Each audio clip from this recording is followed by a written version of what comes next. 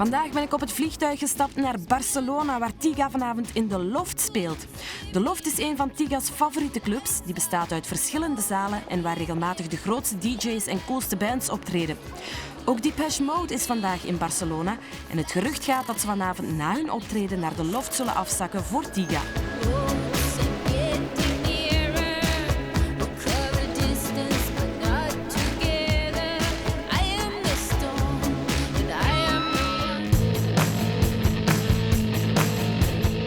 Als ik Tiga ontmoet in zijn hotelkamer, heeft hij net roomservice besteld en lijkt hij niet zozeer opgewonden over zijn optreden van die avond, maar wel over het feit dat hij morgen in Zurich zit. Thinking like, okay, money, Zurich, so I can do some banking and some shopping.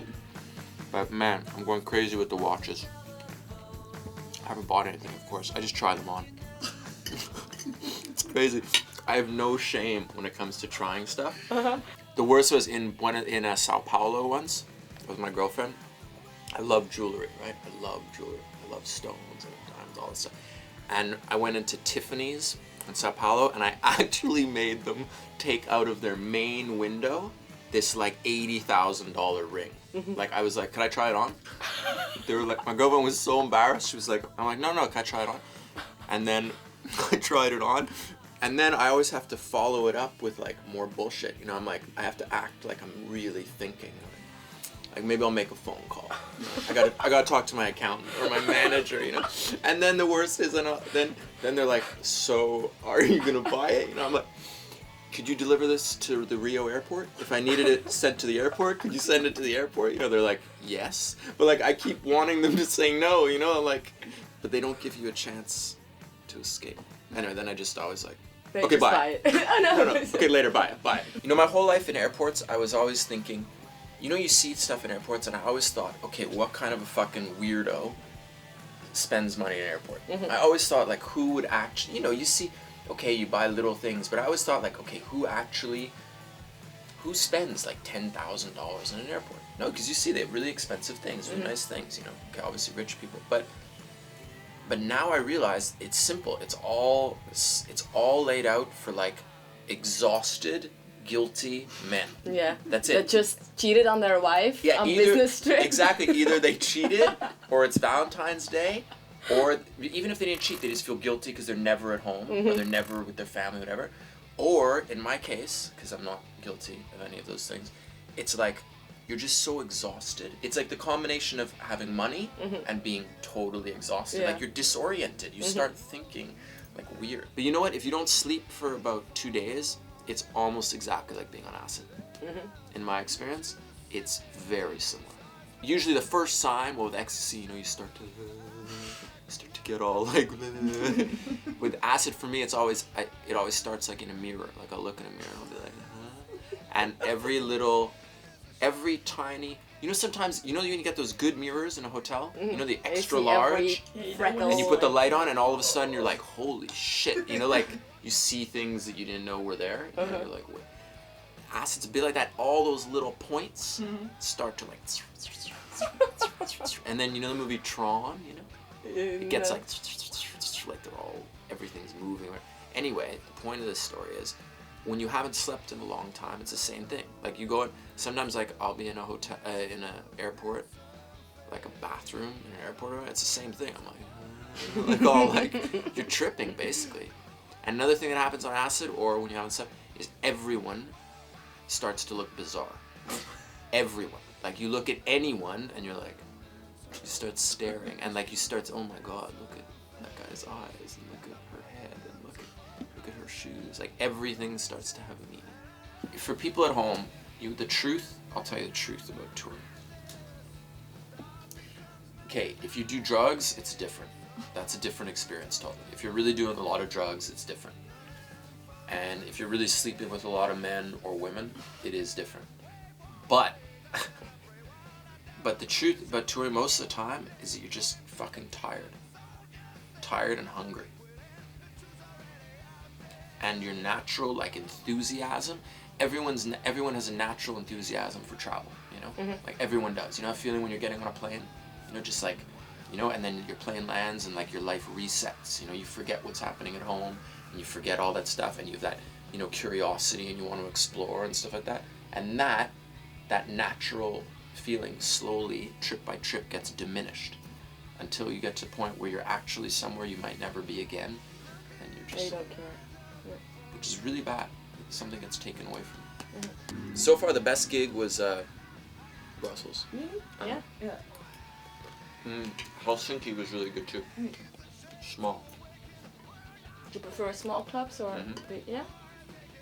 Definitely. But tonight, I played there like 10 times. Oh, okay. It's like being at home. It's like, well, if I get my record. Yeah, what happened exactly? They didn't have them at the It's a checkout. combination between like Italian administrative skills and Spanish. Somewhere between those two great nations, they got their wires crossed. I don't know. Are you still gonna get them tonight? Or Maybe I'm gonna find out soon. Can you believe I didn't go to the Depeche Mode concert? That's how dedicated I am to press. You had a ticket, yeah. Yeah, I just gave my ticket to this guy. That's how dedicated I am to PS.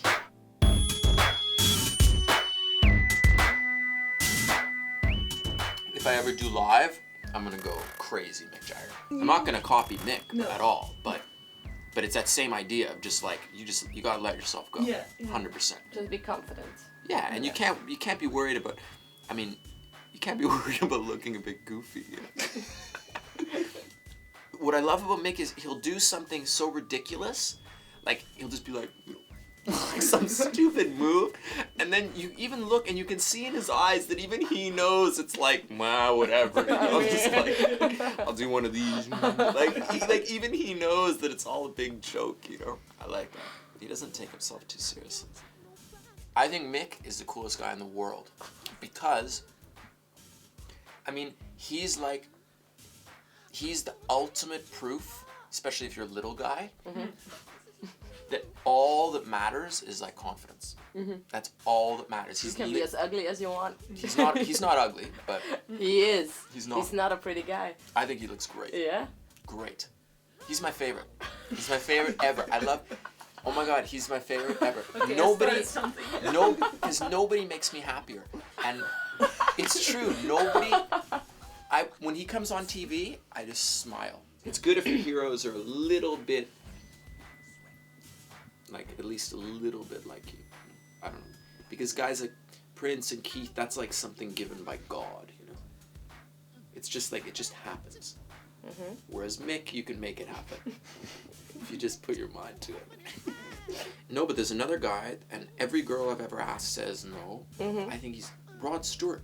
Oh no! See? Oh God! See? If I could look like Rod Stewart, I'd do it in a second. No. You want to see some crazy shit? You can turn the camera off. This is more just for the girls. Okay, check this out. I mean, come on. It's incredible. It's the real thing. It is a cool cake. I mean, look, with the shoulder pads and everything. That's not what I wanted to show you. But I'm 100% sure Canada Customs is going to be like, what are those? Like, don't they look like drug? You know, like where you in those movies? Yeah. I'm like, oh, nothing. They're just dolls. Like. Oh God. My gold tooth.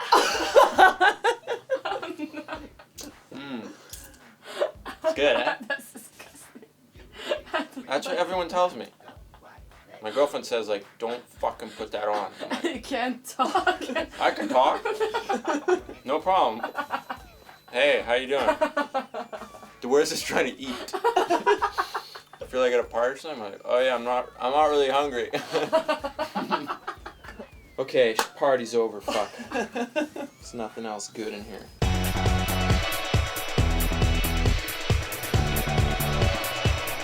Ondertussen is het tijd geworden om naar de club te gaan. Tiga heeft zijn platen nog steeds niet terug en is wat gestresseerd omdat hij nu moet terugvallen op zijn cd's die hij altijd mee heeft als reserve. Speed Unlimited. What's that? Spanish. Spanish Red Bull. Every country has its own. Yeah. When I was a child, running in the night, I was afraid of what might be. Hiding in the dark and hiding on the streets of home, and a voice was following me.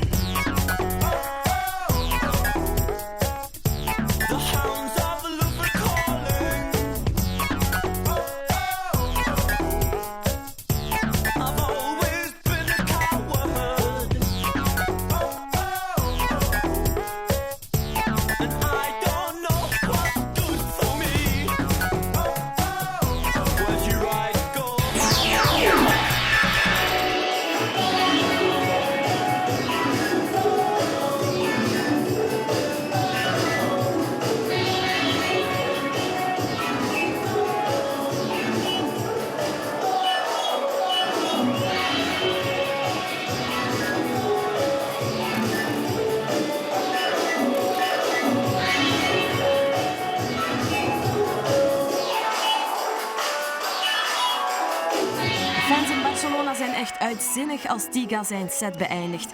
Maar helaas sluit de loft om 6 uur en moet hij zijn platen nu echt wel opbergen. Ik ben alvast helemaal onder de indruk van deze charmante jongen en heb een super weekend beleefd in Barcelona. Dus als je een DJ nodig hebt voor een spetterende party of je wil gewoon een leuke shoppingpartner, Tiga is your man. Tot de volgende on tour.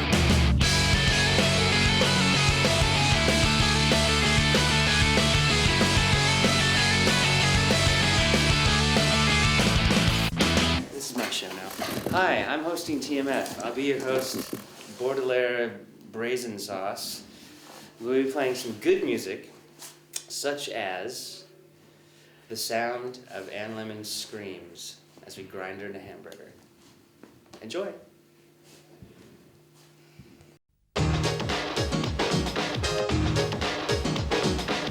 This is the Music Factory.